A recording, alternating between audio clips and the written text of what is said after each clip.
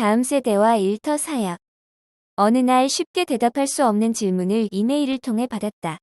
필자는 대학 청년 사역을 30여 년 해왔기에 웬만한 고민은 쉽게 답할 수 있다고 자부하고 있었는지 모른다. 이메일은 자신이 속한 직장 전체가 부정을 저지르고 있는데 말단 사원인 자기가 어떻게 바꿀 수 없어서 고민이라는 내용이 담겨져 있었다. 같은 업종의 다른 회사로 이직하려 했으나 알고 보니 거기도 같은 방식으로 일하고 있음을 알게 되었다고 한다. 목사님, 저는 선교 단체에서 열심히 훈련을 받았고 빛과 소금으로 살도록 파송까지 받고 직장 생활을 하는데 아무리 아침에 기도와 말씀을 붙들고 하루를 시작해도 정직할 수 없는 이 업체의 부정 속에 어떻게 살아야 하나요? 사실 이런 질문을 하는 청년은 오히려 드물다. 자신의 의식주를 책임지기도 버거운 청년이 사회 진출 후 배운 대로 살려 해도 되지 않는 분위기 속에서 어떻게 신실하게 살아가야 하는가를 고민한다는 자체가 매우 고귀하다고 할 수 있다. 교회와 선교 단체 밖을 나가는 순간 가치관의 혼란과 이쪽도 다른 쪽도 선택할 수 없는 회색 지대를 만나게 된다. 이러한 갈등과 고통은 자연스러운 것일까? 예수께서 요한복음 17장의 제자들과 우리를 위해 하신 기도가 있다. 살펴보면 그리스도인의 정체성을 곧바로 알 수 있는데 한마디로 그리스도인은 세상에 있으나 세상에 속하지 않은 존재라는 것이다. 예수님께서 우리를 위해 기도하시는 이유가 우리가 세상에 남겨져 있기 때문이기도 하지만 세상에 속해 살 수 없는 존재적 갈등을 아시기 때문이기도 하다.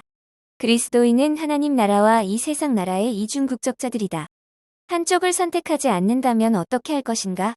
로마서 12장 1절로 2절엔 우리 몸을 거룩한 산제사로 드리도록 권하고 있다. 산제사란 마음을 새롭게 함으로써 변화를 받아 하나님의 선하시고 기뻐하시고 온전하신 뜻이 무엇인지 분별하는 것이다. 분명하다. 그리스도인은 교회 아니든 밖이든 타협하는 사람이 아니라 하나님의 뜻을 구하고 분별 즉 증거하는 사람이다. 그렇다면 부정이 섞여 있는 일터, 환경에서 어떻게 해야 할까? 다 뒤집고 고발하고 직장을 그만두어야 할까?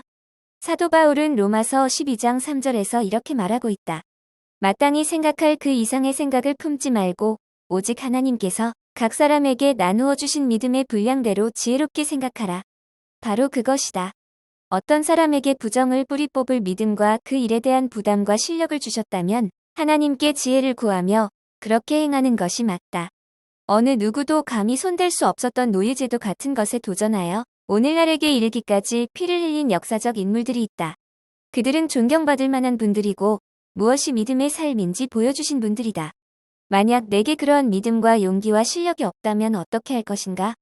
내게 주신 믿음의 분량이 있음을 기억하고 작은 물고기 2마리와 마른 떡 5개라도 주께서 사용하시도록 드릴 수 있다.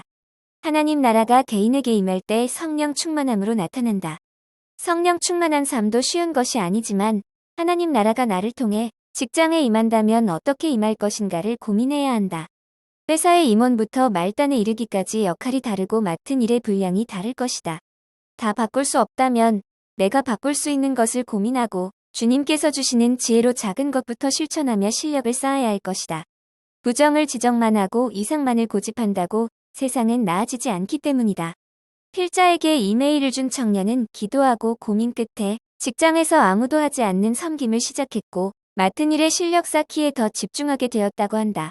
어떤 섬김인지 지면에 밝힐 수 없지만 모든 사람이 필요로 하지만 자신의 인사고과에 반영되지 않는 일이기에 방관하는 일을 하루에 20여 분 투자해 자원해서 함으로써 하나님 나라가 임하도록 쓰임받고 있다.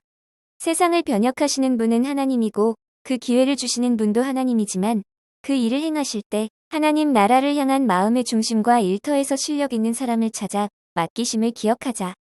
내게 주신 믿음의 분량에 따라 일터에서도 하나님 나라 백성으로 살 것이다.